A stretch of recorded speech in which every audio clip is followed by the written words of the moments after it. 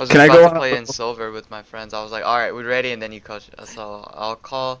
I'll be back for them later. Let me Can I see. go on a little rant first? Yeah, go. This Garen that I just played with. I've had pretty bad support. I've had Kale support in my games. Like, come on, you can't just can't ditch this. Not, not only that, he went Eye of the Equinox and then Ghostblade Infinity Edge. Okay, maybe that's pretty bad. Uh, oh, Okay, I'm done now. you can see screen. Okay. Yeah, it's a little Uh, bit farther down. There it is. okay. Let's take a look at your masters while game loads. I just need to see if need to see what skin you're having. Please tell me it's classic, so I don't have to default it up or change. I can I leave it as I default. don't think it is. All right. I Hold on. Come on, come on, think come I have on. Load. Frostblade. No, not that. Runes are fine.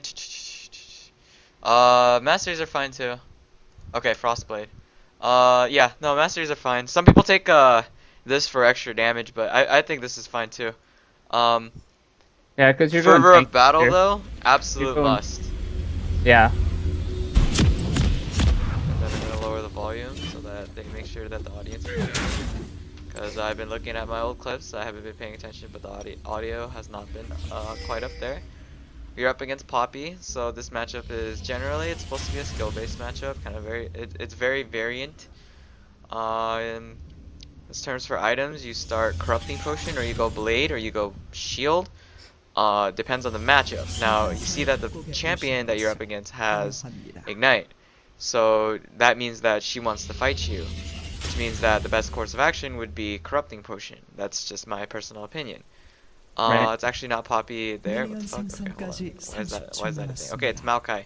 I would get Blade only to smack him a few times, but he has sustain, so Corrupting Potion is pretty good too.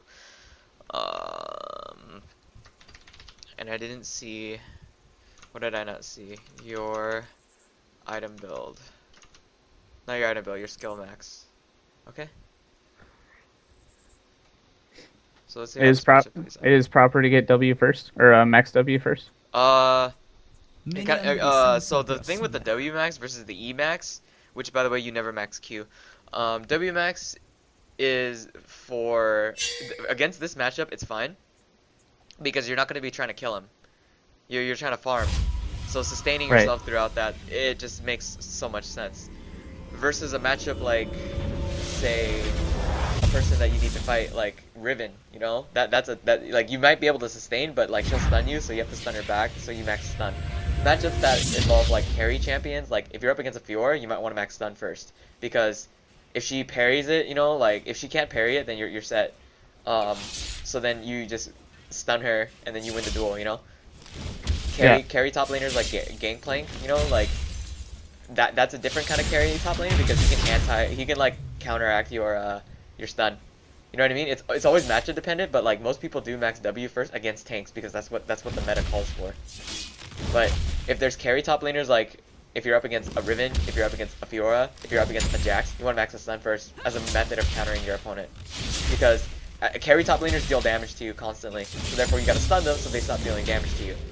While you may be able to heal out through, like, you know, you can argue that the healing outscales the stun duration. It's like you have to keep autoing in order to get the healing off. And if Jax stuns you, well, you can't heal because you're not able to do anything. Here, Right. this is a pretty easy. This is not a lane you're looking to kill in the early. Like he did a camp, so you should be backing up and letting the lane push to you, and then freezing up over here. This enables you to not get ganked by anyone early because Maokai can set up ganks pretty well. Might not deal damage, but he can set up ganks pretty well. So Q then E, yeah, that's fine. Skill order. It's just that you don't want to do that in front of like so many minions right here, because as you can see, your combo was great.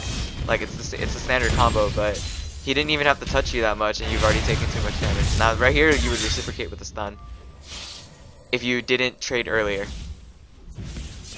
Okay. And only use your Q to last it if you really need to. Like if you can't get it within your auto, yeah. So it's very reactive. So focus on the CS while you're up for, freezing in the tower here. The whole point is, the reason why is because Maokai's a, like, you don't need to kill, like, you can see kill potential, but you want to do it at, you want to do it when you have, more points in your W. Like here I would max W because it's just easier to just free farm against this champion, because it's just, you have the option to just sit there and just not take punishment at all, because he doesn't deal damage to you, so what's the point of hurting him, because he's just going to heal it back up. So instead, just abuse that and just farm it out, and then you win because you win because you can just cut up their carries faster than he can get onto yours. You have you have a lot of carry champions on your team, and then you have a TF on your team. So based on your team comp alone, if any of you guys get fed, you can funnel resources into that single person who got fed. So Tryndamere gets fed, Braum and TF and you can just set up for Tryndamere to get kills. If he's split pushing, that means that he's setting it up so you guys succeed by drawing attention away. If Braum and Jinx get ahead, then that means that you just dive them and let them take the kills. If TF gets ahead, then he's gonna spread his lead into the other parts of the team. So overall, it's like every single person's strong. Your weak point is that you have no tanks, so you cannot have sustained team fights. So your goal is to try to eliminate people as quickly as possible. It's pretty easy because you can pick them off with Ghost Card, Braum Q, Jinx W, Chompers, your stun, Tryndamere slow. This is a kill. Yep. I'm gonna back it up right here. Now you know about the double dash combo, right? You can just dash twice. Yeah, I do. Yeah, because I was expecting you to double dash right there and pressure him. Like he has nothing once he full combos you. Like you notice what I mean by he does no damage? Like it's like very straightforward. He doesn't really deal damage to you. He's a tank. The only thing he has going for him is his ability to survive. So don't fight him when he has a lot of minions, because then you're gonna lose because of that. Like he'll just survive it. Now he'll build armor, and your goal is to rush Triforce. So I'd recommend you build Phage, and then I'd recommend you push the lane as fast as possible, and then back. Take that cannon, and then okay, you see him. So here's what you should do. You push the Okay, you push the lane. Okay, why is it not letting me flip the fog of war? Okay. You don't see him teleport because it's out of vision range. You just try to push the lane as fast as possible, because with the amount of minions that you have, regardless of whether or not you push all of it or a little bit of it, it's gonna shove towards his tower. This makes it so you don't have to use teleport to get back into lane. Had you had teleport. Can you still hear me? You're cutting out a bit. Huh? You're cutting out a bit. Oh. It's pretty clear on it'll be clear in the VOD, but like if it's on Skype, then ouch. I'm not updating anything. I hope it's not that bad. Okay. Okay. Right here, you really should have backed a while ago, unless you're going for Phage. If you're going for Phage, it's fine. If you're not going for Phage, go for Team for early power spike. Because right here, you missed a lot of CS in the terms of like just last hitting on top lane in terms of the laning phase. Like that's just air. But you should be able to have more CS over him easily, because it's just okay. Hold on. Flash. Okay, now that you have 2 kills over him, you might want to really go back. You have a problem with like not backing as soon as possible to get your power spike. Yeah. It's a bit greedy, but like because like you don't ward until you don't know where the Rengar is until it's too late. And Rengars or not Rengars, but just junglers in general will tend to punish you for that, because you have no mana right now. And if you decide to stay again, it's gonna be a problem. I mean, even if you back, you only have enough for 1 item and like potions, so it's kind of like a half-ass back. You know what I mean? Like you're only gonna buy 1 of your 2 items and just components. While the components are great, it's not worth it because you don't have a significant stretch of minions over your opponent. Had you last hit like say 6 or 7 more creeps, you would be like 20 CS up, and that number right there alone is enough to start putting pressure on the Maokai, forcing him to play safer, forcing him to play more calculative in terms of just how to last hit minions and stuff, and like doing so allows you to have free control of the lane.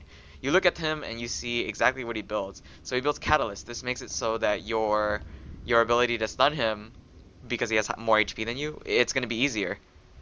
So what you want to do, okay, you got Sheen, you're going for Phage, good. And then last item, you want to go for Stinger. You see the Rengar, you should respond immediately, be prepared. There's just a bunch of pings going down. What you should do is you should just go right here and just like dance like a little bit, wait for a few seconds, then head back to the lane. Because the lane itself is not gonna, like, regardless of what happens, it's gonna end up at your tower.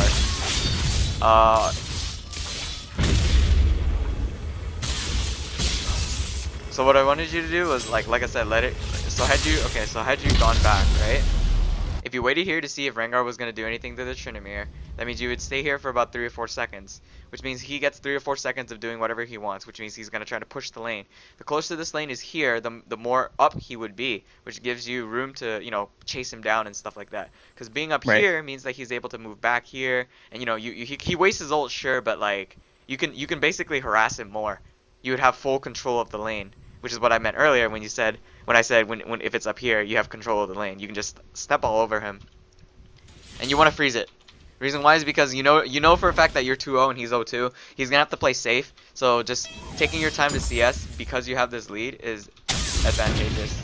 And of course, try to conserve your mana, because if you want to all in him, you want to make sure you have enough mana to be able to dash away in the case that a gank comes around.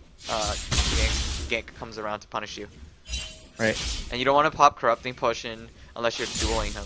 Like, only pop it as soon as you jump in on him, because it's a waste of a potion. You're losing the health that it gains. You're just getting the mana back. Okay. And that Corrupting Potion thing is huge. Anyway. I'm trying to back him away from the XP range too. Yeah, I know, but like the thing is, what you're doing is you're auto attacking the creeps. Because when by doing so, you're not backing up. You're not technically doing what you're supposed to be doing. By freezing it, it means that he has to stay in his selected spot for a specific duration of time. And like as real life theory in econ goes, time is money. So that means that, you know, the longer he stays over here, the more. Because like, look, this minion's about to die, but like because you last hit it, you know, like it's not gonna die, etc., etc. But like it adds up. So like you really want to last hit it. Like doing this just pushes it into the tower. It's what he wants. He's okay with this. Your goal is because like the longer the game goes, the harder it is to obtain farm, because things aren't as safe anymore. Make sense? So doing this, denying him like this early, makes it so it's more difficult for him to actually do anything with the little resources that he has. Now top laners have to get used to doing this thing called low econ. And Maokai is really good at low econ because that's just how he works. He doesn't need items, he just needs levels. So by pushing, the more you push, the easier it is for him to every auto, you know, allows your lane to be pushed, and the more you push, the easier it is for him to obtain the CS under the tower. Now once it's under tower, you're screwed because you can't really hit him under tower, because you're not tanky enough to take tower aggro and still reciprocate trade damage on him.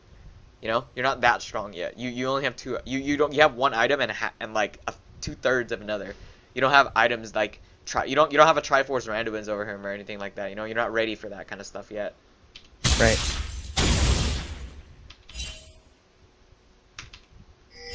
Keep eyes on your teleport. If you see any action, like, you know, you should be ready for it. I am looking for it.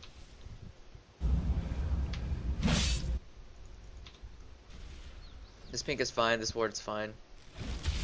Okay, so right here, I would have TP'd here, like right away.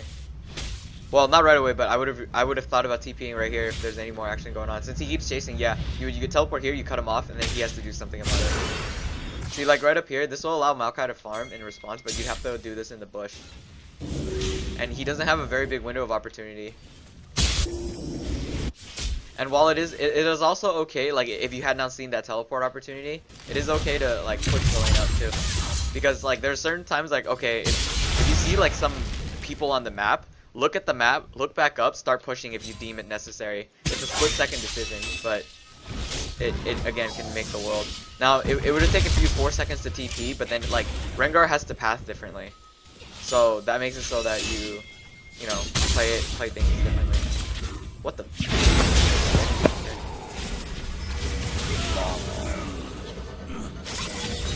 Oh my god.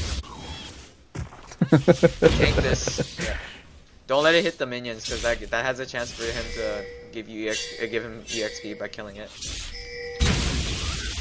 And of course last hit, like, just don't miss any, because like every creep counts. You miss like so many. I do. early on. I do need to practice on it. Because like every CS you obtain is CS that he can't obtain because you're up there smacking the minions. And then doing so allows you to and the thing is, like, you know those particles that are flying? Think about it, like, let them hit. Like, right? Like, these two are flying, let one hit, then hit it. Because then every time they attack, you know how when you attack you have to wait 0.9 seconds for the next attack? It's like a cooldown, right? They have cooldowns for their auto attacks too. So, you know, every time they attack, you should consider being patient on the last hit. Like, see the bolts and stuff like that. Don't walk up like to this kind of stuff. Like, it's good that you can deal damage to him and stuff like that, but you don't want, your goal isn't to force a fight. Like, yeah, it's a kill, but like, we're trying to deny him, not get him to back. You can do that later. He's retarded for even thinking about considered fighting you, and you punish him for it. That's good. Yeah. But I wouldn't have considered walking up to tower range because I have the threat of being knocked into the tower. And then you also don't know where the rest of the team is, assuming that you are actually paying attention to the map. Rengar should be dead or at base. But he moves pretty fucking fast, so we don't know. Okay, you get this, you get this. You already have a pink. You should get another pink. The reason why is because in case that Rengar comes and kills this pink, you still have a second one ready. Just like spend the gold, just drop the gold on the second pink just for the fucking safety net. So you see Rengar was like right here. Okay. Another thing is, like, he bought boots, so if you can kill him like right there, if you can kill him without boots, or if you can kill him and he doesn't seem to buy any items, go for it again. Okay, like, you're not gonna hit level 10 anytime soon, but here's what you're gonna do. Okay, so here's what you could have done. You ready? You wait for this minion to die, okay? Sit here, don't move, don't attack. You don't even attack that one. You dance back here. You don't let this one hit the tower. Yeah, but you had the melee too, and then you let it sit like right here. And you freeze it. Don't touch them until they have like 1 HP left. This one right here is okay. And then you walk near it and stand there, and then just time the auto attack. Okay, you see Maokai here? Well, he's not gonna do anything. Now here's what he's thinking. Here's what you should be seeing. If he's here, you don't have to move your camera here. He's gonna look to gank mid. So you ping danger and you continue to freeze. Don't stop freezing. The reason why you don't stop freezing is because you have this guy here to deal with him. You know what I mean? Like, if he wasn't here, the only thing you would have to do is you'd still freeze, but in this situation they can deal with it because you have teleport ready. So regardless of what happens, you are ready to answer to his terrible gank decision. The reason why he has to leave though on his end is because you are you are doing what you're doing, which is like making him scavenge for gold. The only way he can scavenge for gold is, well, since he can't go top to get gold because you're pressuring him so hard. Where else can he go? Another lane. What's the other lane that's available? Well, he already revealed himself here, so therefore he has to go mid. He can't just TP bottom. And you also don't even know if he has TP either. So, that's that. And the reason why you keep the freeze up is because you're probably going to be able to walk down there. If not, then you can TP down there. And, like, just having all this gold available for you is just, like, huge. But you have to be able to know when to switch from pushing to freezing, like, whenever. You look, here's how you can tell. You see your wave coming? Okay, good. How long should I freeze or should I push? Right here, I would only kill like 2 creeps. 3 creeps maybe. Yeah, that's one, that's good. Kill this one too before it like kills itself. Okay. And that melee right there. Now you can tank all the mage minions until your next wave shows up. Maybe one, no. Actually, yeah. Alright, now you would stop autoing. Yeah. I don't know, cause like that mage minion actually did help because he was at full HP. Oh, okay, that Q was bad. Huh? I was told that the magic number is 4. If there's 4, But that was 3.5. That one was at like half HP. yeah. I know that's not 4. That's 3.5, man. If you killed the half, it would be 4 technically. Is that That's right why though? I was hesitating. I was like, no. Okay, so you should be ready to TP here if you can see it. Okay, so you see the exclamation mark. But at this point, it's too late. He's already locked in blue card. You TP down, you're gonna die too. I mean, you might see 1 kill, you might see damage on another, but I don't see any kill potential here. I'd rather just stick and freeze because 15 CS is like he only has 50 CS. If you count that in, if you divide that by 15, he's like 4 and 3. If you divide this by 15, you have like 6 kills. Like you'd be 9 and 0 technically, in theory. Okay, not 6 kills, but like really close to 6 kills. But you'd be really strong on Oh god, you're pushing too much. It's good that you're denying him, but again, you don't know. He doesn't actually. You know that he doesn't have teleport because he TP'd earlier, upon his other back. You know when he bought his boots. Yeah. You Q a lot. I do Q a lot. Yeah. Like it's not necessary really. Like you're kind of just wasting mana at this point. Okay. So what's the reason for this push? Let's see if we can make any map plays. No position to board here, no position here. The only thing I can see is the only reason I can see you pushing right here is because you want to back. And the only reason you need to back is because you have enough gold for Triforce. That's the only reason you'd be able to push. Yeah. And then I all this wanted gets the minions denied. under the But tower. the thing is, too. you want to make sure all of it gets denied. See, you look at your minion wave. Okay, had this minion wave had been here, then you would have had to stay, push that wave, then be gone. And the reason why is because, well, you deny the next, you kill the next wave, which makes it so that these creeps can focus on the tower, therefore threatening him with the tower, then allowing this wave to push into there. Now the difficult part is that he does get a wave of CS if he actually tries to last it. But if not, then he still gets the EXP, and like I said, Maokai scales with levels.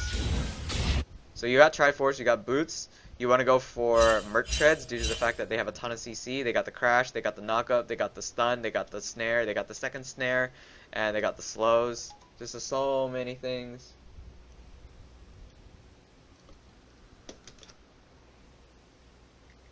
I'm positive I go Mercs though too. Well, you want to keep letting it freeze here because, like, with this vision here, thanks to TF, you know that you might get ganked soon. The reason why you freeze here is because you are pushing them away from creeps because you're so close to your tower. This is a long fucking lane, and also you have a pink ward here, so you cannot be ganked. And if he tries to dive your pink ward, fight him. You can kill him. He has AP, so what? You have Triforce, you're strong enough to smash him. And don't Q. Save your Q, or use your double dash to try to threaten him.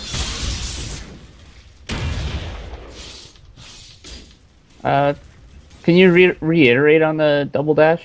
You kill a creep. Well, you have to be strong enough. But you kill a creep, then you dash.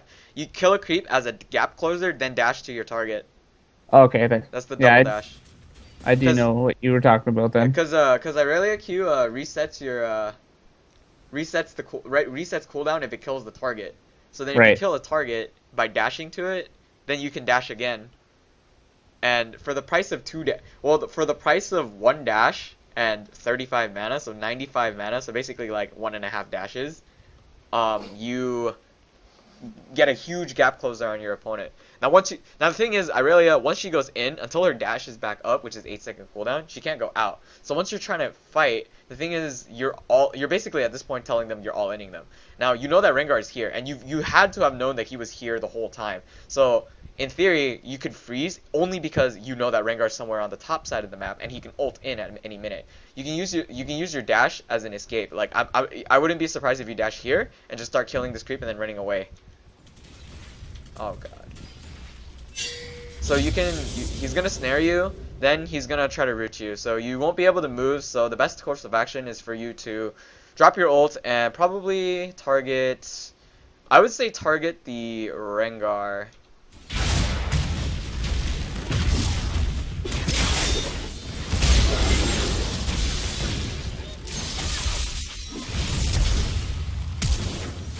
Still.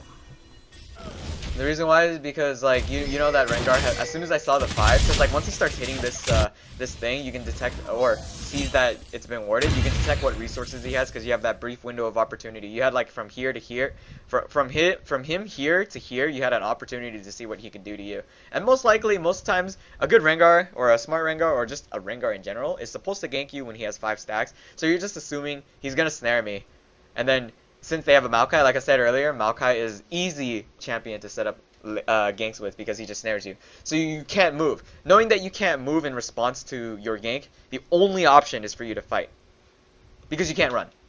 Now, now the other option is if you were closer to tower, which is why I emphasize you to freeze. If they do decide to coordinate a dive on you, you have your flash, right? So then you can force Maokai, who is supposed to snare you first, because his snare cannot miss. So if his snare cannot miss and he lands it, the next thing that they do is Rengar throws his skill shot, which can miss, but once it lands, it's a guaranteed route. Which means that Maokai will go in first, so that you don't move. then Rengar's going to proceed with an E, because that's just how things work. A hard CC guarantees the land of the secondary skill shot, which makes you like immobile for such a long period of time. But the moment Maokai goes in, and had you had like the freeze up like here instead of like a little bit over here, if that situation was present, then you just flash into your tower. He'd appear. He'd punch you once. He would punch you once in response. Most people try not to punch you or instinctively Q, or they just try to like back up or maybe flash at them or something. You would trade your. So here's what would happen. You would flash into your tower range. Creeps would be around here. He'd appear. He would flash away immediately to get out of tower range. Right. So flash for flash. Great. Now the situation's avoided. You farm. You get back into normal game. You self-teleport. He doesn't. Situation 2. He punches you, and he still has flash. So he obtains tower aggro. You counter him by stunning him, if provided that the HP deficit is correct. Then he's stunned under tower, in response to his aggression. Now, upon landing on you with the snare, also, I believe it does damage. So therefore, when he appears, obviously the tower's gonna target him right away too. So he has to flash away regardless of what happens, but you can react by stunning him.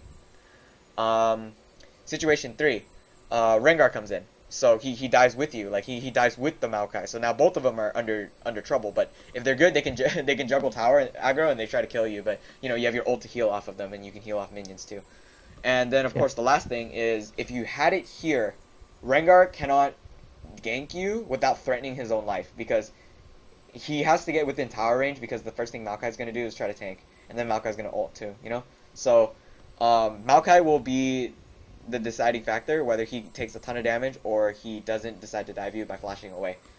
You'd come out on top of it had you had it frozen here. And the reason you would freeze it here is because, again, you knew that he was coming here, so you can let the lane, you just stop hitting the minions in general. The difference is that, like, if you do this in the bot lane, though, because, like, you have 2 people, and, like, your support can accidentally push, and, like, you're up against 2 people, too, so they can force a push on you, and then you have the potential to be ganked, too, because bot lane is easier to open up for ganks, especially if you're on the blue side. Now you get all this pressure, the only response is for you to TP up there. I would build, it's not magic resist item, Hex Drinker, I guess, or even Ghostblade. Ghostblade is actually really good.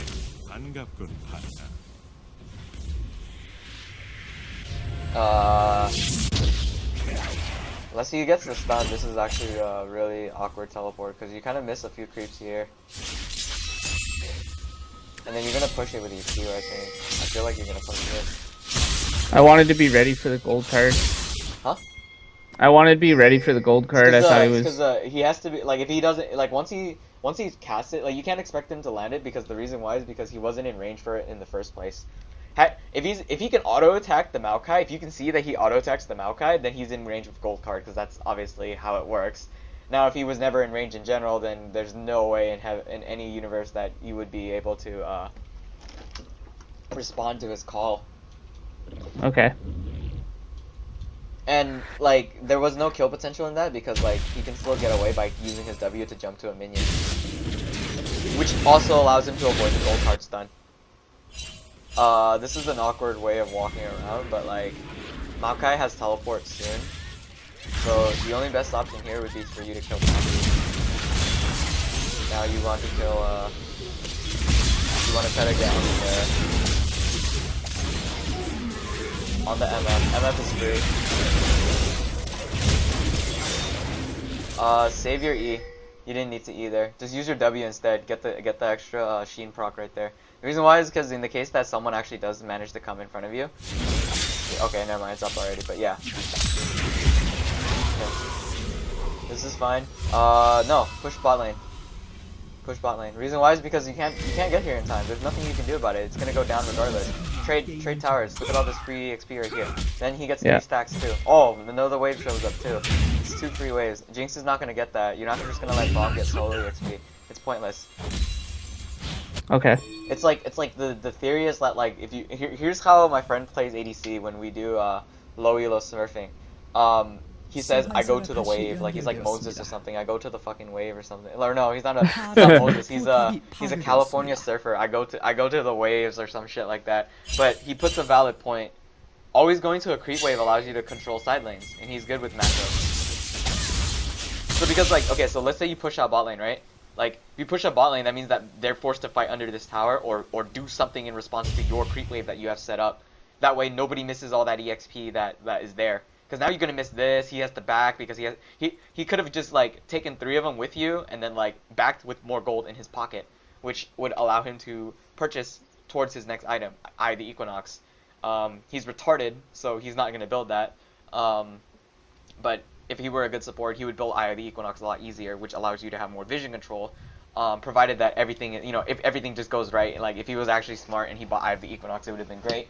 On top of that, you get a bunch of creeps. That makes up for your lost tower. You can try to go for the tower. It's unlikely that you're ever going to get it, of course, but pushing all those creeps makes up for it. And then on top of that, by the time you get back to your top lane, it's going to be in a state in which you are allowed to freeze once again. The only thing you drop is top lane map control, but guess what? You're so much stronger than him now. So yeah. you don't drop that control. You drop the control in the sense of global gold because now people that are strong that aren't top lane become a little bit more economically rich with the gold that was spread by the tower that they just killed. But that's it. Like, it's no big if you don't value that, like oh, it's no big deal, it's only 100 gold, then it's fine. Then you know like the decision is fine. Like, if you actually think that like you could defend that and like really want to defend that, you would have had to you would have had to back immediately after killing Rengar, and then like you still wouldn't have made it. You know what I mean? So it's better to just push the fucking wave because if I didn't have that awkward TP and still had TP, I could have saved it. Exactly. Yeah, that's also a thing. That's why yeah. I don't like TPing into situations in which like I don't know if I can get the thing or not. Like, it's the only time like if it works better also if you have comms, but like it doesn't if you're in solo queue. It's the same concept. Can I actually do something here? It's not about your teammates. Like, can I single-handedly do something right here? Like, let's say TF wasn't there. What would you have done? You know, you don't have home guards. It's not 20 minutes yet. You don't have enough. You can't double dash to anything because you're not in a position to, and the minions are not. The wave is not focused in a position in which you are able to have enough distance to double dash, which doesn't allow you to, you know, do anything. So therefore, it is an actual like a waste of a teleport. And like I have this debate on when I'm playing Lulu or Rumble all the time, but like the difference is that like with Lulu at least and Rumble, like I have more presence because like Rumble's ranged based. So if they are able to get away, I can have the ability to stop them because I have big range, you know. Yeah, that alt range is just disgusting. But you know what I mean, right? Like if it were Kassadin or Victor, right? Let's say it's Kassadin, like he has a gap closer and it's on a short cooldown and he also has a big slow. If it were Victor, the difference is that like gravity field has to be timed correctly, but he has a long range laser. So you tend to leave the lane a lot, but you don't push. So right here, if you're gonna leave this lane, I expect I thought that was a solo kill, but this should be a kill. Why did he pop ult so early? What is he fear damage? What does he fear? Can you double dash actually? You're maxing Q seconds. C1, Q41. With Sheen, that would give you an extra like a double damage. I think you can kill it. I'm not sure. If you Q it to a minion, you can kill it. I think I gave up. Yeah. Huh? Yeah, I gave up on it. No, I mean like if you can you double dash is my question. Like you gotta, because like eventually you have the ability to check how strong. Would I have enough energy or power to kill a mage with just 1 Q? Yeah, that's what I'm asking. I don't know. How you can tell is if you so like remember when I said you have a tendency to leave the lane without pushing it, right? Because now Maokai just gets all this farm to try to make up for his deficit. Test it like by killing. If you queue a melee creep and you don't kill it, you're not gonna don't bother like queuing on the melee creeps because they're like their health is 600. Queue the mage creep because I noticed that your auto attack with W empowered with Sheen does a lot of fucking damage. So if you have to test it out at least once. Every Irelia player is like, okay, I think if I can kill the mage creep, then that means I guarantee that I can kill I can double dash from this point forward. And okay. Like it's not that bad. Like if you fail the double dash, you know, you get it into practice, you kill the champion. But like the way it works is like this. Like if you can double dash, that means you can start using that double dash to your advantage to make plays that people don't see because double dashing is like it's hard to time.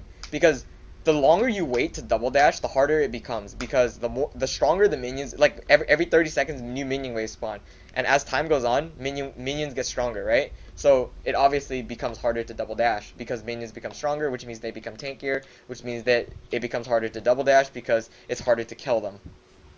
So if you're fed and you think you're strong enough, Q a minion once. If you get a reset, use that to your advantage whenever you see it possible. Like here, for instance, if your team was in an absolute position, QQ, or QQ or QQ right here into one of these two, and a stun, or not a stun but a slow, you know, like that's just a big burst of damage that they don't expect. Now you're not gonna get any follow up likely, but I'm just saying that is a play that is open, you know.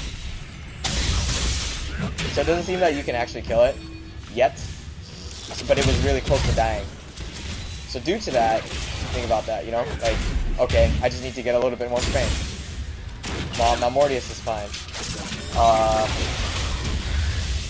Yumu's Ghostblade is fine.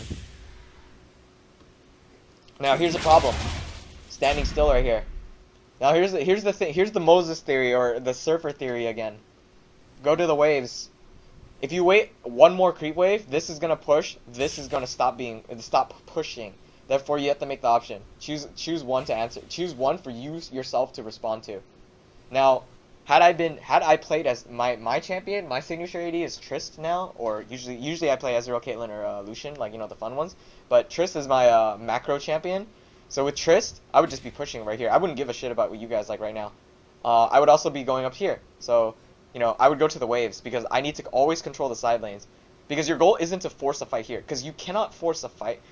Like you yourself are the one to initiate because you're the most fed. Remember when I said resource funneling, and whoever becomes fed will become the reason why the game is gonna go, because it's gonna like go around. Or the reason why you will win is because you funnel resources to the most fed person, and that fed person will do all the damage and shit. TF just has to stun someone. You Q in, you chain your stun. Likely you're not gonna get the stun off because they're too low, but it's a slow that I can keep up with them. yeah, so you stay on top of them basically, but people will be able to like set you up for success. Oh, that's a double dash opportunity right there if you can see it with the pop on the poppy, or just go on the poppy. Yeah. Fuck it. Another opportunity. Actually, Xerath was wide open right there. Difference is that as soon as you jump in, you're gonna get into a fight. Right. Oh. And okay. Do I? Oh jeez, that was actually like. No, I if you were gonna double dash right there, that would have been an opportunity. There was a fight that I do end up. Yeah, there we go. And then I just died because it was really on the tower. Like these opportunities are really small. Yeah, you took out one person, but you instantly died because you respond. You have to expect that because you're in a 5v5 situation, they will respond to whoever jumps on, because that's how it works. Somebody initiates, they respond to who initiated by peeling. You kill someone, and then you have nothing to get out because you didn't use your dash to murder him. You killed him with your E. Now, a super good Irelia would dash in, save the second dash, stun the target, kill him with the dash, then dash out. But that's extremely hard to pull off because, like, you have to really again, you have to know your dash damage and stuff like that. So it's like almost impossible to pull off because, like, you have to dash close enough, and then you have to be in range of a stun or a snare or something, like, or a slow, and then you have to dash out or kill them with the dash, then dash out. It's a lot of mana, and like it's really hard to pull off. So I wouldn't recommend doing it unless you have really big experience with Irelia.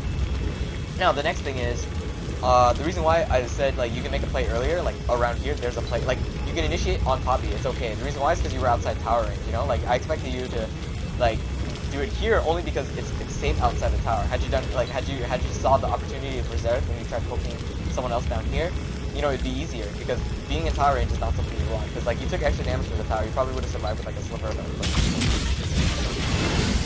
XP. Oh my god. The Braum Q. Now, having teleport, you can use that to your advantage too.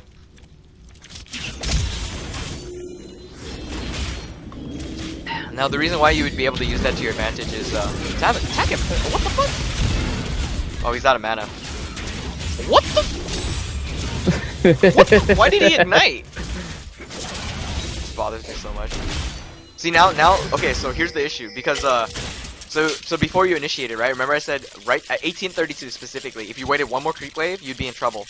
Well, it's been about 2 creep waves, and look at the waves positioning. See? Yeah, this is it's really gonna bad. hit Because gonna hit tower next time. You can actually answer to both of them, but you drop global presence. Here's how: you get up to top lane, you answer this, you TP to bot lane, you answer this, but you drop global presence. Now it's not 20 minutes, and there's no way they can do Baron with the amount of damage that they have. Or not the amount of damage that they have. They might be able to. They can do it with the damage that they have. They can't do it with the amount of tank that they have because they will take a lot of damage doing it. But if they did choose to do it, it'd be bad. Okay. So you're gonna sacrifice 2 creep waves. This is a kill. It has to be a kill. But yeah. Yeah. But that's only like 15 CS. Unless you get this one, it's still not worth it. Okay, so that's about 32. That's 32 to 33 CS. You just missed 1 wave. Okay, so Trinamir answers it. That's fine. Really? You can't just be. Okay, looks like you missed clicking it. Anyway, yeah, this is fine. Was that an alright play then? No, I mean like I thought he ulted. Because you can see it, right? Like Yeah. the whole animation. It's just kind of awkward. I was like, why is he still ulting? Okay. So I would take red. Like I would just take red because you're huge. Oh, I would also take that raptor too. If it's just 1 raptor, just take the whole thing. Okay. You're huge right now. You should make advantage of that. And then Just get as much gold as I can, right? Huh? As much gold as I can. Yeah, that also, and also because Trinimir's not clearing his jungle, and the longer you take to clear your jungle, if you ever fall behind, you know, you're not gonna get gold. Like, it's just not worth it. And your HP, like, the gain is, like, terrible if you don't clear those creeps. Somebody has to do it. It's a dirty job, but somebody has to do it. And then stay pushing bot lane. The reason why you can stay pushing bot lane is because you don't seem to be able to die to anyone 1v1. So that way, if somebody does answer to you, you can actually make a So remember the Baron stuff right here? Here's the thing, you're strong enough to actually do it. Like, like not solo it, but like you're strong enough to make your team call for a Baron. And the reason why is because if you can take out one person, it doesn't matter who it is. Actually it does kind of matter who it is. Like if you took out the Maokai, it's kind of important. But like if you take out the Poppy, it's not as important. But what you can do, if you take out one person, you will allow the wave to build up and push. By doing so, somebody has to respond to it. But the thing is, what stands in your way of making the Baron call is this tower. This tower must fall, which is why I emphasize pushing this bot lane. If you push this bot lane, you take this tower, and hopefully Trinamir actually does manage to take this tower too, because you can't call Baron with all outer towers up, because like their map control is just too much. It's too obvious of a call if you try doing it. Have you destroying this, right? You can stack more minions, which makes it more threatening. Oh, it's just the first outer tower, no big deal. Versus, shit, this is inner tower. Taking this out will make it so that this one's open. They'll be right at the hands of our base. That kind of thing. Yeah. You know? Also, by taking out this tower, if any enemy shows up, it forces them to overextend. Because they're so far up, outside of this tower's range, you know? Whereas this one, they have a bigger safety net. So you're pushing them out of safe territory and putting them into dangerous territory. So that's why I'm emphasizing push out this bot lane, because if you push out this bot lane, you get a shit ton of farm. 1, you can duel anyone, you can demoralize them, then you can give everyone global gold. Yeah, the global gold too. Yeah. So all these pros, and the only con is that you drop your teleport, and you also drop your appearance in mid lane if they decide to initiate. Which is not good because everyone else is behind. Yeah, but also because like what are they doing? You know, like you guys are just dancing around. This is just a complete waste of your time. You know what I mean? Like right. It's the same thing. It's a repeat of actually like the decision from going bot to mid. Remember when you had that decision to go bot and mid, then back down bot, and you missed like 2 or 3 or like 20 creeps or something, right? For our last session. Like, yeah. It's a repeat of this scenario, but in the sense that you're grouping, right? It's not that it's wrong to group. It's just that you're not doing anything with the group. Because here's what's happening right now. Okay, TF has wave clear. He clears the wave. Red card Q, auto attack with Jinx, auto. What does he do? Q, W, wave's gone. It's just a stalemate until something happens. You know what I mean? Yeah. Because we both have good wave clear. Yeah, exactly. So what are you gonna do? Like, it's just what are you not actually happening. gonna do? Like, you cannot initiate unless you want to like tower dive. Now, the reason why you don't want to tower dive is because, like, you know, the only reason you would tower dive is if the side lanes are pushing out.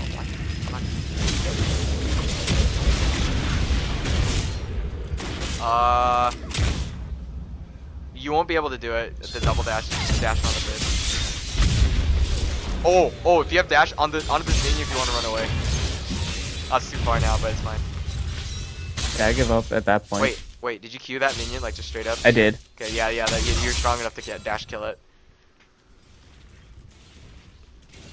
Okay, good job. So Okay, it was at that point that I realized that I have enough damage to kill the yeah. negate. Eventually you do. Like just by leveling up stronger or leveling higher than your opponent is also a guaranteed factor that allows you to know whether or not you are strong enough. Now I know I know this is kind of pretty basic, but I know the jungle creeps, they level up with us.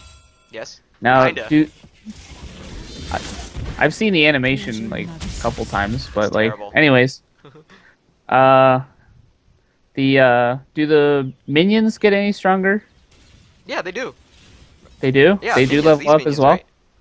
Yeah. Yeah, it's really small, but remember like the last time I talked about double dashing, the melee minions had 644 creeps, now they have 709. So it's very minuscule, and is it only health? Health and armor. Like Okay. they get stats eventually. And damage too. No wait, no, they don't get armor, they just get damage. But it's really small, mostly health. Because like late game, it's barely noticeable, right? Yeah. Late game, well, it's not noticeable because you're leveling up with them, but like, if you're weak or behind, then you're in trouble because they become so strong. Nice. XD, he's fine. Okay, so due to Poppy's immense push bot lane, Jinx is forced to respond to it. Now, if they were good enough, they would already have been in position for Baron. Remember that Baron can always be threatened if the situation and the circumstances call for it. Because a support player just drew the AD carry's attention down to the bot lane. And the AD carry is one of your many big damage sources. So you just lost damage on Baron, which means that they can respond, you know what I mean? So Right. that's just a threat that you have to consider or you have to consider when you're putting things into a speculation when it comes to making a call. Baron is always a really good deciding factor or a factor of pressure on your opponents, because when you have Baron as Irelia, like you can charge down any lane without fear. They would have to send 2 people against you. You know what Especially how ahead I am too. Yes, exactly. How you spread your lead, there's multiple ways to do it. You can spread your lead by not grouping at all and not helping your team out, because you are helping your team out by soloing the other parts of the team, which allow you to have a numbers advantage. Also, you're able to take objectives because you're able to duel people. You can also spread your lead by grouping, which means that you're making your strength you're using your strength at its fullest by jumping in the mid lane. But again, the situation doesn't call for your strength to be your AD damage to be actually like a threat here, because you can't do anything when both teams have wave clear, and the only initiating factor is you or Bromold or a Flash Gold card. Flash Flame Chompers is not a thing. It's too high error. Flash Gold card is easy to do, and then you have to just follow up immediately on it. And you have the simple one, Q, E, or just try to stun them. Nice dodge on Zera. This is an easy one right here. You can clearly see it. Yeah. But I didn't go for it. Yeah. Just because I believe you would have had to follow, because there's one person here. Now, of course, you can't make calls until you actually see everyone, but the only person that can come out is MF. And remember that, like, when you see the opportunity, it's the same thing as when I play Lee Sin. If I see an opportunity for a kick, I'll go for it, but like I won't always have it successful, because like they have answers like a flash, a dash, or peel. And of course, the most important thing, your team doesn't have follow-up. So if I see an actual play that can be made and I can insec, then I'll do it if the circumstances call for it. Okay, flash, time that. That's very critical when it comes to a carry. If you're carrying, you should be timing flashes more often than not. Well, you should always be timing flashes in general, but the reason why you time it is because if somebody duels you and they have no flash, well, that just increases your chance of kicking their ass, which allows you to push more. Yeah. See, like, these kills are great, but the thing is, no answers. There's like the other team doesn't give a shit, because like here's what's happening. Okay, we just lost 2. So what? What are they gonna take out of it? What exactly do you gain out of it? You push the wave. Okay. Is that it? It's probably gonna be it, right? Yeah, that's it. Now they're back up in 10 seconds. Yeah, they get gold, but that doesn't matter because you didn't gain. It doesn't mean anything significant in the long term. It's okay. So now you get the tower. You get the tower, but you get what I mean? Like it just took so long. You know? Because the whole point of kills, it's like the same thing I tell a lot of the students. The only reason you kill them is because you secured objectives. Because your goal is to kill the Nexus, not kill people. You only kill people so you can get to the Nexus easier. You can threaten It's them not here. team Yeah. deathmatch.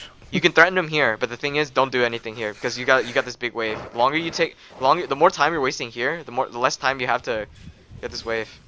You would be level 16 or extremely close to 6. No, you'd probably be 16 if you're 15 now.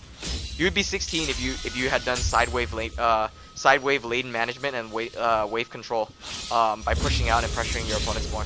You would not only be super far up in levels above your opponent, but you'd be at like your strongest point. 16. 18 would just mean that you have a bigger stun, but 16 is like you have your highest ult. You're as strong as you can be. You have a trinket ward? You do. Ward it. Kill him. Nice dead man play. Slowed. Cut. If you have Q, if you were still in rage, if you had Q, you could flash Q. You'd like if you were here, you'd flash Q, and then like he would miss his shit, and you'd keep going. Somehow, someone would actually do something, and you would try to get away. That's my theory. It would be possible. It's kind of hard to do, but like I would have seen the kill opportunity right there. It's like, oh, Rengar's gonna die if he stays any longer. He didn't stay, so it's okay. Okay. Now this wave is gonna get crashed into. There's so much EXP loss. Oh my Yep. god. And I see Trendemir going for it. Yeah, I mean, like, the only other person that could have answered it was you. And the more you have, the better, because then you just want to get your items as soon as possible. I would have built so I would have built Ghostblade, and I would have built GA. Because then if they kill you, which is kind of difficult, if you're not smashing their faces, you know, like, it makes I should have went more damage? Huh? I should have went more damage? The reason why you go Ghostblade is because then you're like, there are people that are fed on their team. So you have to kill them quick. And aside from Deadman's Plate, like, it basically makes it so you're unkiteable, you're unrunawayable, you know, like they can't run away from you when you have a Deadman's Plate active alongside your Ghost Plate, you know, your speed boost is immense. If you auto attack something, then oh wait, actually no, that's actually wrong.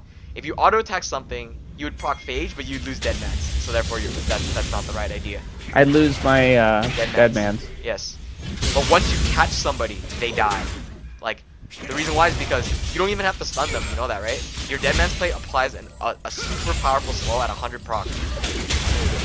So, like that Deadman's Plate sound you hear, it's not just an extra crit or an extra damage. It's also a slow. So therefore, you can stack the slows on top of each other, making it so that your opponent cannot get away. You know what I mean? It is. Okay. It's actually really easy to. It's actually really easy to time. You just so you dash on somebody. Okay, now she's slowed. Dash on somebody, auto attack, and then yeah, E. you just auto attack her to death. She tries to get away, she can't. Okay, so right here, if you get knocked back like that, if there were a minion here, you would dash, like right away. Okay. Yeah. Yeah, this is actually a gap closer right here. This is free on the Maokai. You can get back into the team fight. Doesn't matter. You have flash? No, you don't. Okay, damn. If you had flash, you would. Oh shit, I actually don't know. You would Q here. No, Q here, flash Q, and that's a kill. But it's super hard to tell about that. It's really far off. But if your camera, this is why if you don't play on lock camera, you can ignore everything and just focus on the team fight and just like ignore her completely. You would kill her with the Q, then dash back into Poppy. You wouldn't be taking aggro because Trinimir is taking aggro. Had you had flash, that is just my analysis on it. Because what would happen is I would lock onto the camera, then move my camera back into where the team fight's happening, then see if I can make a play. Because like with Irelia, as a carry, you have to be like, your goal is to make the plays. You don't just let the plays come to you because you're fed, you know? Like shit. I hate it when I underperform on Triss because I want to be the one who wins the game, not let this other guy carry me. It's like, yeah. I got that. Yeah. Lol. Well. XG, that fucking turret. I mean, not the turret, the fucking missile. Alright, Trinimir. Oh, god damn it. See, again, now with the bot lane. Now here's the thing. Oh shit. No, oh shit, MF's dead, actually. Oh yeah, because the missile killed her. I was like, how did she die? Yeah, the Jinx So rocket. theoretically, let's say someone blocked it. They could do Baron. They have Maokai, they have Rengar, they have Maokai, they have Rengar, they have Poppy. They can do Baron. No reason why they can do Baron. A, somebody has to respond to bot lane. B, you're dead. 30 seconds. You're the strongest on their team. C, Trinimir's weak. Level 13. Their jungler, level 13 also, but that doesn't matter because like their jungler has bigger burst. Q Q Q. Triple Q combo if done right. If done right, is two or just double Q. Fuck it. Q, then empowered Q, then smite. It's impossible for Trinimir to counter execute. Trinimir is also 1-8, fears of dying. He doesn't have any tank items or HP items. So he dies pretty quickly if he doesn't have ult. So therefore Baron is reasonable to take for them if they had the resources to do it. So, Okay. And another reason they could do it, no wards on that. No wards. No wards. So that's that. Yeah, I see that nobody has switched their trinket. Yeah, you should switch to blue too. I should switch to blue? Yep. Okay. Cause you didn't you want to see the reason why is because Irelia is good at making picks and long range stuff, right? So you know if you can scout them far away, you can see if you can dash to them and shit. Using your dash Okay. is not just as a dash to clear minions too. Treat the dash like I said as a gap closer, and you can use it twice if you do it right. And also if you kill an enemy with it, like a champion, you can use it again to dash to your next target. To get Don't treat her somewhere as a else in the front line. fight. Don't treat her as a tank. She's a carry, not a tank. She can go full tank and still carry. It's just long. It takes longer. Okay. So here's what I would do. I would not go to the back line like this. Now you're just letting them do what they want, but it's already too late to see what's happening. Because now by leaving this area, you lose vision, so you don't know if they're actually gonna plan another counterattack or anything like that. Okay, they're on you. Go on. There's your counterattack. Yeah, they do. They keep going because they know that because you have to leave, right? And then while you're leaving, they're shooting you. So they're hitting you in the back while this is happening. The only person that can go deep is Timmy, man. He already ran his ult right now. Shit.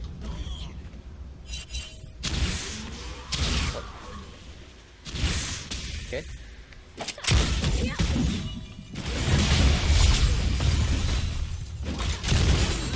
What are you building? Do I want to know what you're building? XD?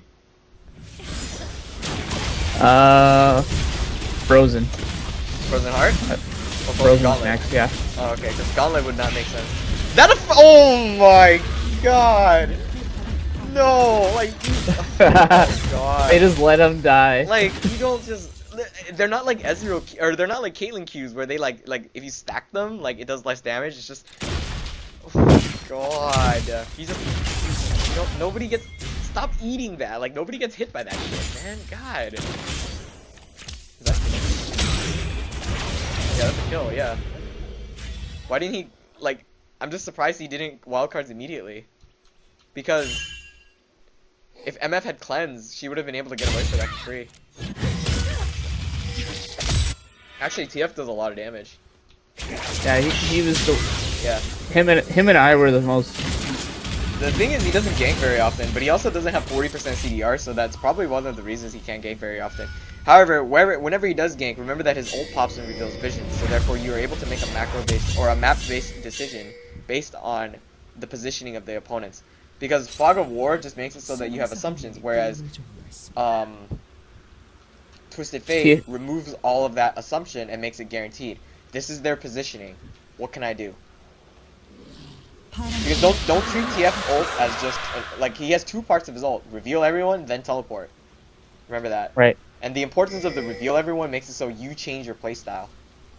Because, well, it's the only example is the top lane. Rengar's up there. Okay, you play on the upper half of the map and you play safer, because you know Rengar's gonna be up there until he shows himself again. Don't make an aggressive move. Because you can also question, like, even if Rengar shows up, can I 2v1? And the answer was no. At that time you were almost able to, but you can't consider that you could 2v1 because you don't know things. Do you know if Rengar has flash? Do you know if Rengar has the ability to land all of his skill shots? What's he gonna do? Is he gonna QQ double combo me, or is he gonna try to snare me for a gank? You can't make all these assumptions during a 2v1 unless, like, you know what you can do. Like, if he tosses his snare E, the empowered one, and misses, you can change your plan. Oh, he missed his big fucking snut. Therefore, I can all in him because he lost a skill that would guarantee that I would die. Same thing with Xerath. He misses his stun. Okay, what's there to stop you from double dashing onto his face and stunning him or slowing him in the presence of the enemy. Yeah, he misses that stun. He's very vulnerable. Misses his E a lot. Okay, not that one though. And then as a carry, you keep moving more often. Like physically moving, because like the longer you stay alive, the longer it's harder for them to do anything. And the only thing like if you can practice your dodging, it'd be great. But like here's the hard one: dodging during team fights. Like that shit. Like if I see someone dodging during team fights, like that's some shit. Anyway.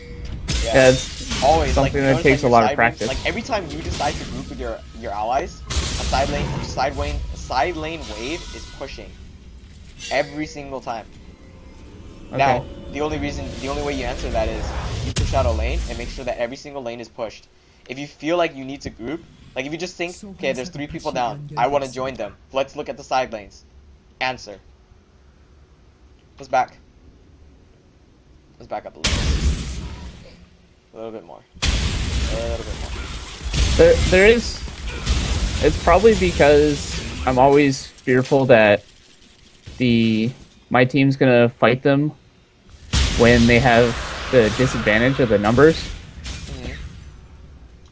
Well, I mean, that might because be the reason. But due to that, your team is not going to be the one initiating. Remember that, because like the only way they would actually answer is if the enemy sees an opportunity to jump on you, so then they're gonna jump on your team. You know what I mean? Yeah. It's not your team has decided to fight. It's their team deciding to fight your team. That is the threat. But you have answers. If they're smart enough, of course. But you have answers. Oh, the teleport. Oh shit. That's how you got down there. See, here's the thing. It's a Cloud Drake. Like, the joke... It's actually not even a joke at this point. Like, Cloud Drake's worthless, man. Like, they call it Cloud Drake the Clown Drake because, like, it's just a joke, dude.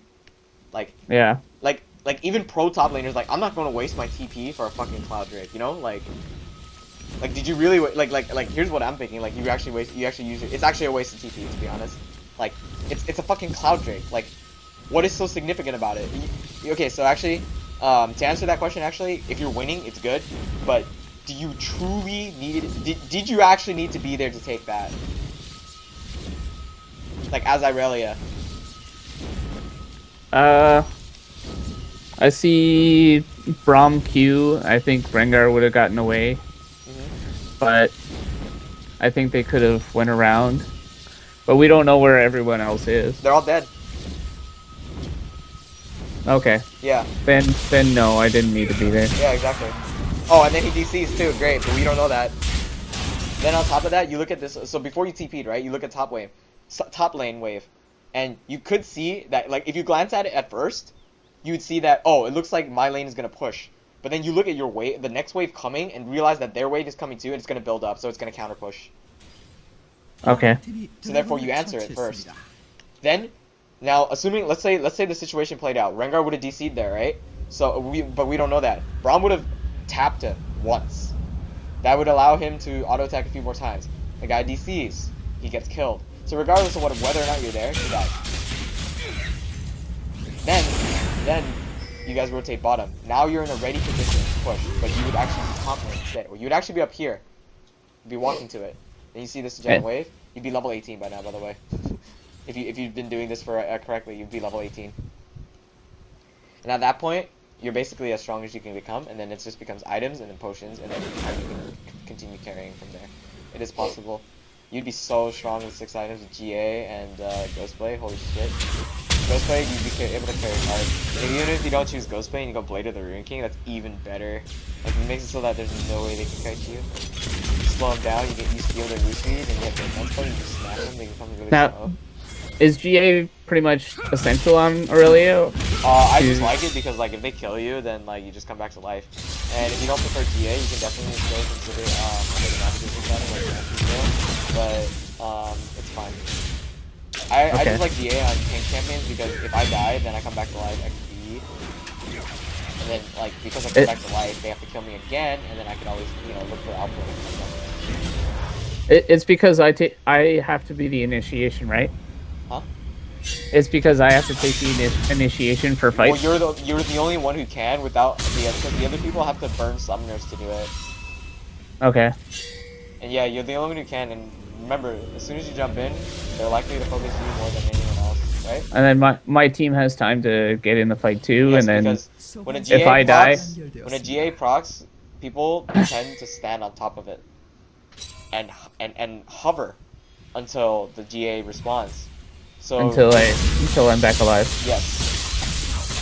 Think about it in Chrono Shift. You ever see someone like, oh, Chrono Shift, and they just wait for that guy to come back to life and they kill him, right? So let's say that situation repeats for you, and your team is fighting. Your team would just keep bashing on them while you're attempting to revive. So the enemy team has to make a choice. Do we stay to kill this Irelia? Can we kill this Irelia fast enough before they start bashing on us? And then, or do they just all get bashed? And then by the time you come back to life, you can A, continue to fight them, or B, just like look for an outplay and escape. Look for a Q out, because the cooldown will be done by then.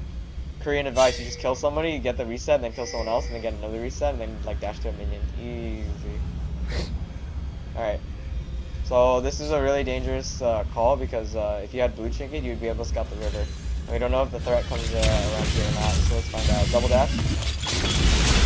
Right. Yeah, that's fine, actually.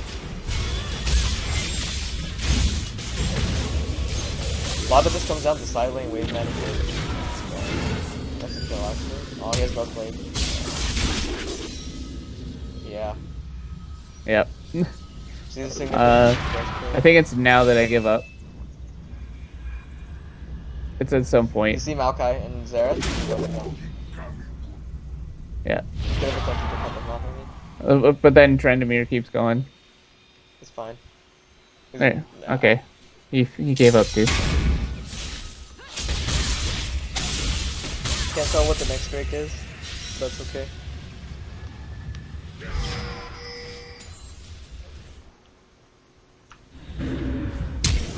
Flash Rengar. Xerath has flash. Yeah, he has flash. Lol. He landed that Q, that's pretty bad of me. This is awkward too. You thought it was fun. I felt weird that you were fun.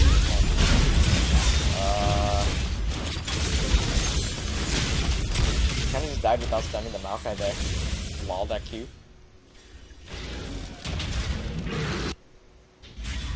Oh my god.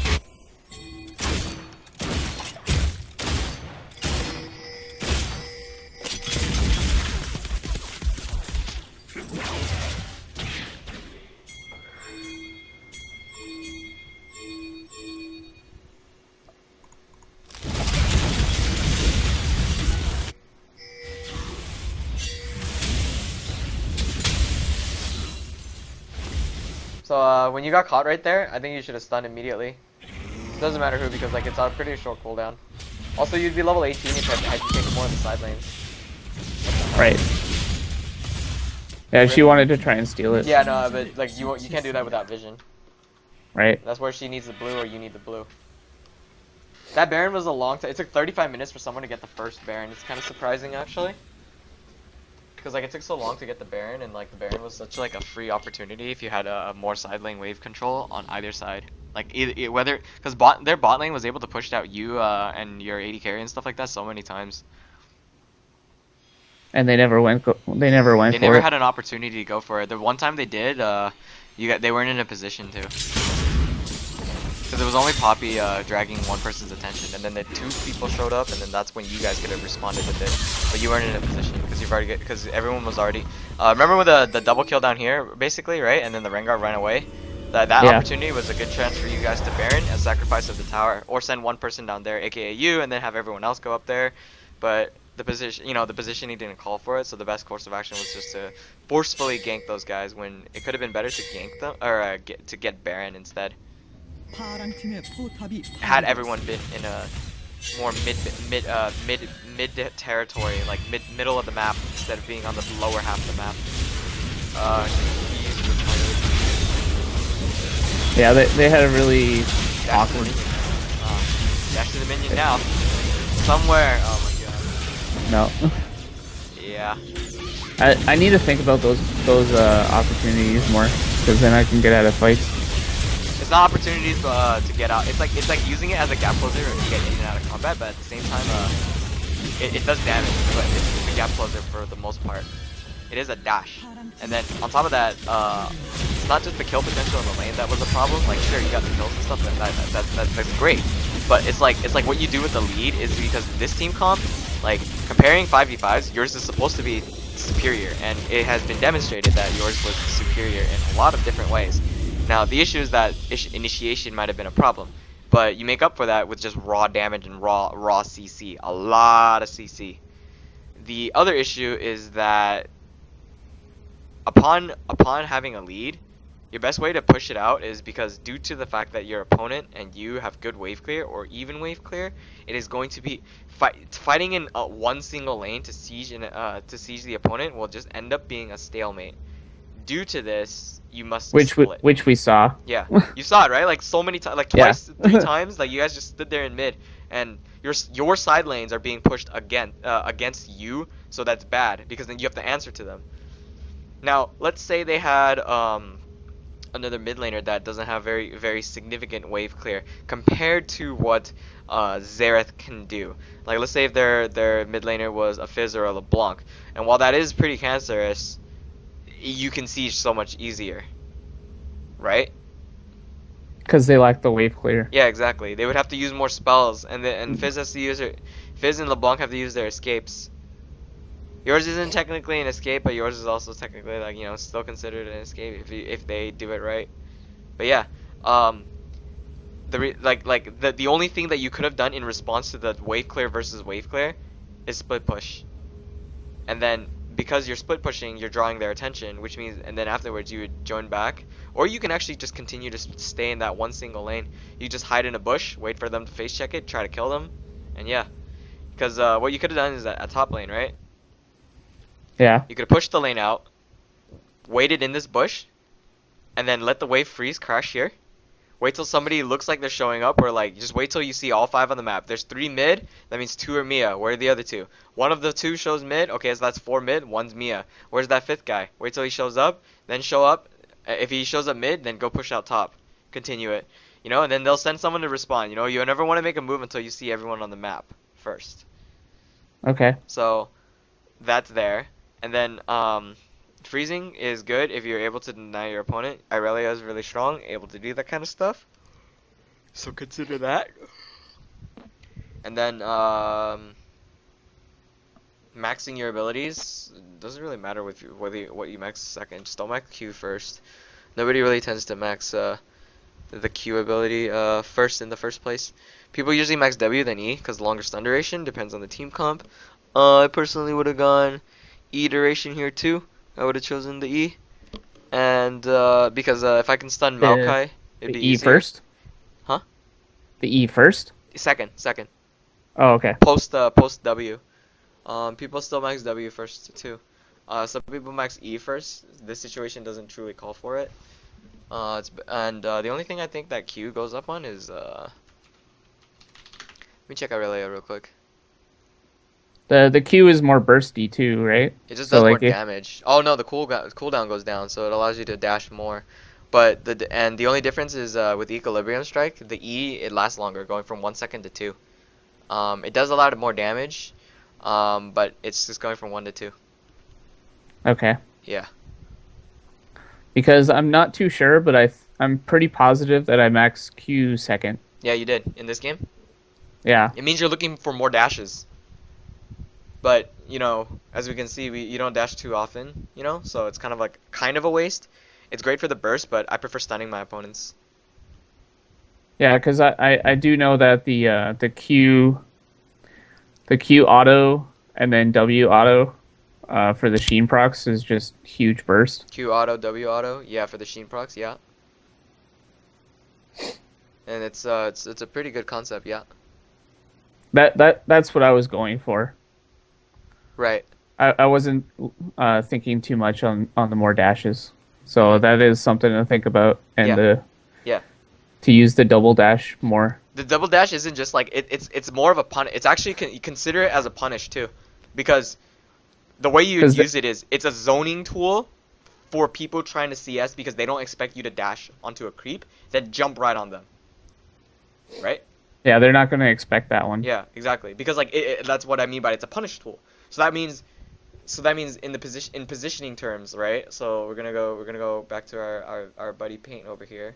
You're on blue side, so 1, 2, 3 melee minions, 1, 2, 3 caster minions, and then enemy champion, and then 1, 2 oh shit. 1, 2, 3 melee minions, 1, 2, 3 caster minions, and then you. So then you'd be up in this position, and if they tried going for this CS right, oh shit, if they tried going for this CS right here, you just dash onto here, right? And then you dash onto here to kill, to kill it, right? And then you get on them. Now, what that creates is you're gonna be behind them, right? So that means they have to walk more, like kind of around you, and walk all the way back further. You know.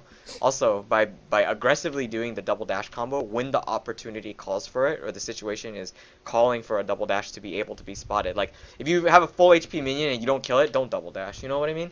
Like yeah, it just doesn't work. You didn't kill it. You have to kill it to get it to working. You double dash, and he fears it. He starts fearing it. They'll respect that you can just jump on them right away. So they start sitting back like right over here. They start sitting back more because they fear the double dash, which allows you to have a larger safety net instead of having just like a safety net like right up here with your minions like up here and like up here-ish maybe. You now have a larger gap because you have a bigger range. You know, you have the range of your dash upon landing, upon killing this creep, and the range of your dash from your initial starting point. So from you start here, your initial dash is like from here to here, and your second dash is from here to here, right? So then you have like your entire zoning tool is like all the, you know what I mean? Yeah. Like you have a I see it. bigger zoning range, and that's the threat of Irelia. Now, opponents also may not realize that the only way to set that kind of range up for themselves is to let your minions be pushed back. So by letting yourself freeze under tower, you have an extremely large range if you happen to manage to get onto your opponents. Because if you're at the tower and your tower's like right here and their tower's like all the way the fuck over here, God knows where, they have to walk a lot to exactly. be safe. Yeah, that is the point. Because then Irelia can just keep dealing damage, and if you keep dealing enough damage, if they don't have flash, you kill them or something of that nature, and then your Q comes back up, right? You know, because you have a double dash, and you use your first dash to reset your it. Then you use your second dash to get on them. You start smacking them a bunch of times, and then if given enough time, you do it again. You jump back on them one more time. You know. Right. Right. And you can psych them out too. You dash forward, walk forward to zone them out. If they feel threatened, then dash back to a creep to last hit it. And of course, dashing back, if you kill that creep, that is when like it's use it as mind games too. Yes, you bounce around a lot. It's gap closing. The only problematic matchups you have is Shen because he negates your damage. Due to his tankiness and his W, negates 3 of your autos. Which means all your healing is nullified, your stun isn't nullified, but who cares? He blocks 3 of your hits, and he is aggressive. And he can taunt you and force you into fights. I actually had a game against Shen a little while ago. I think I did pretty well. Yeah. As soon as he turned, I think it's his W where your autos. Yeah, obviously you just wait it out, you know. Yeah, I just dashed to another minion, waited it out, and dashed back onto him. It's not that big of a deal, but it's like sometimes if you're a good Shen, you know, like a good Shen can beat a good Irelia, and vice versa if you're really skilled. Right. But most of the time Shen will come out on top if done right, because the way you do it is you force the Irelia to attack you by taunting. Right. Makes sense. So if he taunts you under the W, you lose the presence because he's blocking 3 of your autos and he gets a free trade. Because he blocks 3 of your autos under taunt duration, whilst he gets 1 or 2 autos off. It's like what the fuck. There is a matchup. Maybe it's just not enough experience, but Fiora just crushes me. Did you? This is where you max stun. This is the one I told you max stun. Yeah. Because like it's hard to parry hard to parry it, but once you get it off, you know, like right? she can duel you pretty quickly. Yeah, because of the amount of true damage and like how many spells and auto attacks she can deal to me, it crushes me. Yeah. So that's where you would build this is where you would rush like a Randuin's or something versus her. And carry top Okay. laners have a different style of matchups because now it's just a fight. Like, you punish them. You don't punish them like one-on-one straight up. You punish them when they're trying to CS. You would stun her on an attempt to CS because it's 100% HP to 100% HP. So it's an automatic stun, denying her CS. Then you get a free auto and you back up. Okay. Now the trade would be uneven in the sense that she doesn't hit you back. She might hit you back if you're not fast enough with your canceling of animations. Like you have to smash your E like you E, then you auto, you gotta back up the fuck quickly, because if she gets within even like an inch of you and still gets that little auto attack off, you lost the trade. If she hits you once, you lose the trade. Because the thing that's gonna happen after is But the upon casting your minions E, too. yes, the minion damage is what's gonna make you lose the trade. Now, if the minions hit you only, you win the trade because it won't add up fast enough because you're already backing up, and then they'll de-aggro. They'll lose aggro on you, and that's it. Uh, And then well, against her, you would also kind of build Blade of the Rune King for lifesteal too. okay. Yeah. Cause I always thought just be the tank and just the Triforce and just build tank. I never thought of like building another offense item. On Irelia? Yeah. Like in all situations, or Yeah, I just never built a second offense. the reason why you could build it here is because you're fed, but also because Triforce isn't enough to carry alone. You need Blade of the Rune King in order to gain the extra attack speed to smash people more, or with your mass autos, or you can pick Ghost Blade in order to gain speed to catch up to people to smack them more. Whereas Okay. you lose attack speed, but you gain you gain attack speed. Ghost Blade. Yeah. So yeah, you trade more because you're dueling people. So Also, in armor the pen. in the situation where why I was so fed, I could have snowballed even more. Had you actually split push more often, had you chosen one more damage item, which would be the Ghost Blade, aside from your Maw, you would also sacrifice a lot of you would sacrifice one tank item, aka the Frozen Heart, but you would be split pushing. You would not be grouping because there's just no reason to group, due to the fact I that what I just said, as you can right. clearly tell, what is I happening. I'd lose 10% CDR though too. Now is that gonna make a big difference on For it? what would you lose 10% CDR for?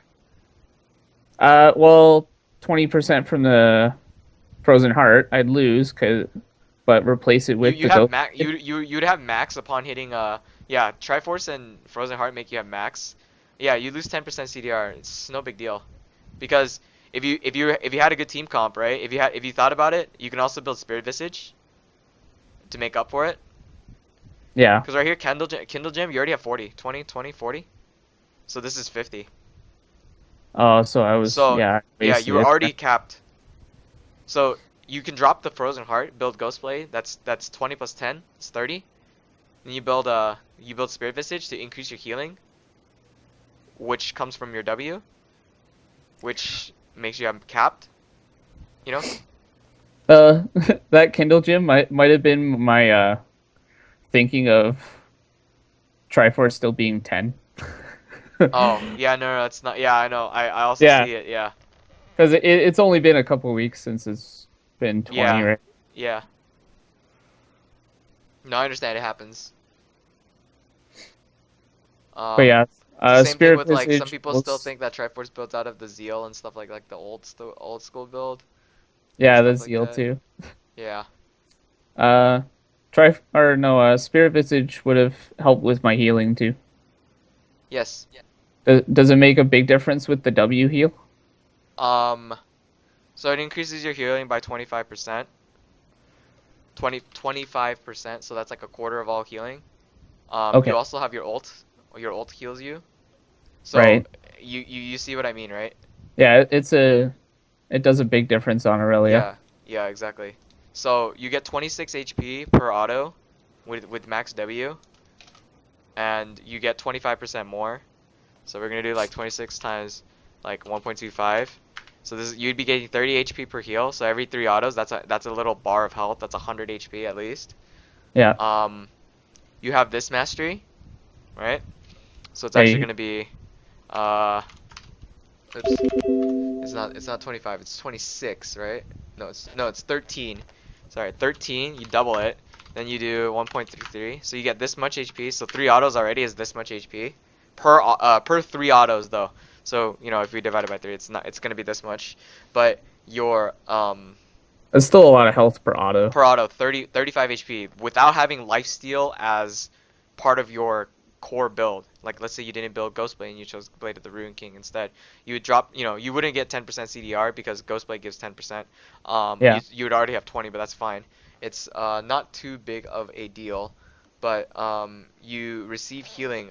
Each blade heals for 25% damage dealt and 10% of the damage dealt to minions. So then you fight someone during minion waves or something like that, and you have Irelia heal with the spirit blades, Right. So it's like, let's see, it's 160, 60%. I can't calculate, but okay, let's just say it's 160. So it's like this is each of your ults per blade. So you have 4 blades. So you can heal up to like 1k HP in theory. Depends on how much damage you deal to them. Because if you miss one blade, and you can get up to at least like 800. You know what I mean? Like you're winning trades with it. Right. So it's like you have an extra blade. Because think about it, 25% means like it's a quarter. So that means every 4 auto attacks is as if you did 5 auto attacks. It's 1 full extra auto of worth of healing. Get it? But you did it Right. within with 1 less auto attack. So you hit an enemy 4 times. You would have hit him as if you healed for 5 autos had you not had Visage. And every auto counts, Right. Yeah. Two more questions. Mm-hmm. I forget what the names are called, but the percent damage per champion you kill. Oh, you mean this one? Yeah, those ones. If you're confident is in your the- abilities to play, take it. If I play Lee, if I play Lee as a jungler, the only way I'm gonna win is if I pressure the early game. I'll never take this Right. mastery. I'll take this one. If I get all the kills, fine. If I don't get all the kills, it's still fine. Doesn't matter. If But I'm 80 carry, I thought obviously. the stun and slow would be better on Irelia Yeah, because until you kill 3 unique enemies, yeah, it's everything's even. okay. Yeah. Depends on how confident you feel about the matchup and stuff like that. But most of the time, I would just take the one on the left. So a lot of people take the one on the right because like they don't believe that they're gonna be the one doing the action and stuff like that, which is it's fine. But as a carry top laner, you always want to take the one on the left. Any carry-based champion, to be honest, like Fiora, left. 80 carries, left always. Whether or not you're ahead or behind doesn't matter. Just takes 3 kills. Just takes 3 kills to match it. That's it. And it would have made a difference too, because I'm pretty sure it killed everybody. You killed Xerath, you killed Xerath, you killed Poppy, and you killed Maokai. Therefore, you would have made up for it. And I killed Rengar. I know you killed I'm pretty MF. sure I killed You would everyone. have maxed the buff. You would have doubled it. You would have extra damage. Okay. Yep. And then my other question was another matchup I do remember that I had the worst time was Singed. I was gonna say if you said Jax, it's like fuck Jax. Honestly, stupid shit. Jax is too skill based. Like you just have to like you can stun him, but like he'll still shit on you anyway. Like what the fuck is that? But Singed. The reason why Singed is the problem is because he doesn't have to fucking like fight you. He just has to walk around your ass and like you're fucked. Right. Like he just proxies your shit. So the way to deal with that is like this is where you have to know how to like Singed matchups are hard to explain because they're not macro based. They're like actually no, they are macro based. In fact, like you have to know a lot of macro and like awareness in order to play Singed correctly. But how you play against Singed is also a different story. So the best way I can say it is just safely farm under your tower, because you're gonna get it. You have no choice. You don't have a minion wave to tank it, But just try to accumulate more CS than him, and if you can clear the wave faster than he can, try auto attacking him a few times. But always pay attention to where your wave is at. Always keeping a timer on waves, because what's gonna happen is like eventually you're gonna have to you are forced to call your jungler up there, With Corrupting Potion, though, you can just start walking up to him and start smacking him because he'll probably take poison level 1 if he proxies. Otherwise, He did, yeah. Otherwise, if he's up against you in the laning phase and he decides not to proxy, then you would max. I would max my W, but put 2 points in the stun early, just so it has a longer duration, so that I can get a few more autos in there. Right. But mostly max the W because you're gonna have to sustain your way around it. Stunning only to catch him. I also had trouble stunning before he flipped me. Yeah, it's kind of stupid how he does that shit. It's actually kind of retarded. Yeah, because there was Like, like, that matchup is oh, so uncommon, he like- flipped me and then he's walking away and then like I can't do anything about it. Yeah. I hate it too.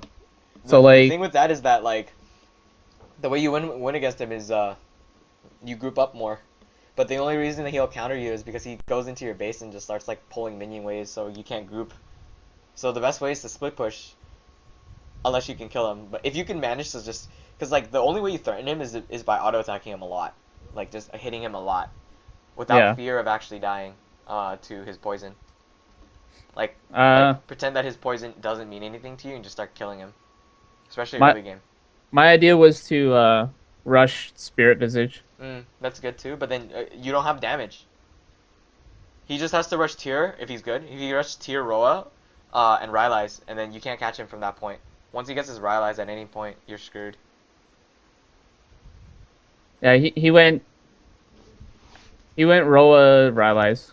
He didn't bother with the tier. Yeah, sometimes you get tier, sometimes people don't. It's very dependent. Like if they think they can stack it against you, like mostly tanks like Maokai or something like that, like you can stack it against them, but Yeah. champions like carries, you know, like they can't. Yeah, because I'll always interrupt because him. yeah, they'll just rip you apart instead of doing anything like that. So yeah, you in that case, I would have built Maw. I would have built Visage is fine, Maw. I would have built Triforce too, and I would have built Blade of the Ruin King along with Merc Treads. Now that's a really high econ build because it takes you a lot of money to get to it, but with those item builds, he can't destroy you. He also can't catch you either. Okay. The reason why you have to do that is because you have to build a heavy damage based build in the case that it happens, and it's the only way to stop him. Yeah, because he did end up proxying me. Yeah. And then like The only way you counteract that is to farm, and when you farm, you cannot miss a creep. Like the devastating effects of you missing one fucking creep is like huge. So you have to try extra hard. Yeah, because here's the thing. if he Here's how you can play around it. You have two choices. You choose E level 1 or you choose Q. If you choose Q, it means you don't skill up until you see what he's doing. If he's not proxying, you can take your E and start trying to smack him. If you see him proxying, take your Q because then it makes it easier for you to farm, provided that you miss the CS under tower. Okay. Yeah, but that's again, it's always situational. Because then if you don't hit level 2 fast enough, because at level 2 you're gonna have EQ almost always. So then you EQ him, right, and then like you just start fighting his ass. Because if you're poisoned, your health is automatically lower than his most of the time, unless you took too much minion aggro. Then you can just all in him and stuff like that. I also would not take ignite for that matchup either. I would not take ignite at least. Yeah, TP in case the worst happens, and You have to take TP. Because then, like, the only other way to answer it is he's not going to TP because he's probably going to be busy buying his shit. So I'm going to make a TP play, pressure the map. Sure, I'll drop some damage on the tower, but it's no big deal.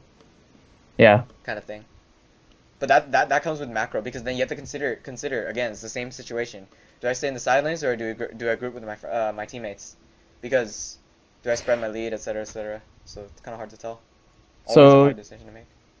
So the counter to him is to advantage the rest of the map and just not fight him. Yeah, and the reason why you do that is because he's gonna control you. Like if he keeps controlling you, you're gonna be forced to lose. If he keeps controlling you, you will make bad decisions in the sense that you're forcing people that are controlling the other half of the map to go up to the top half of the map. Because if he's controlling you and the jungler, that means their jungler can make more objective-based plays. And you don't want that, because that's his job. His job is to draw attention, and if he draws attention so early already, like it's already a danger. Okay. Yeah. All right. I think I'm good. Hour 30. It's gonna be up tomorrow, probably. Like maybe a day and a half. Give it like a lot of hours. Yeah, it's all good.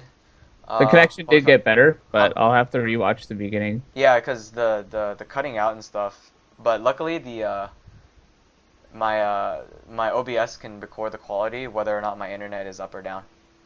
Right. Yeah. Okay. Okay. So yeah, I'll talk to you later. Just let me know if you in terms of scheduling, if you wanted another one. I'm busy all this week till next week, so I'm kind of stuck. Unless you go in the morning tomorrow, Lol. I won't be available until next Wednesday now. Yeah, it's like July 4th stuff, right? Yeah. Yeah, so that's the same situation with me. No, it's like understandable. It's like I won't be available till next week, guys. Okay. All right. Yeah. No worries. Good stuff. I'll see you then. See ya. Thanks for watching. You can follow me You can follow me on Twitter at LLVeggie, and you can add my Skype right here for more coaching details. Good night.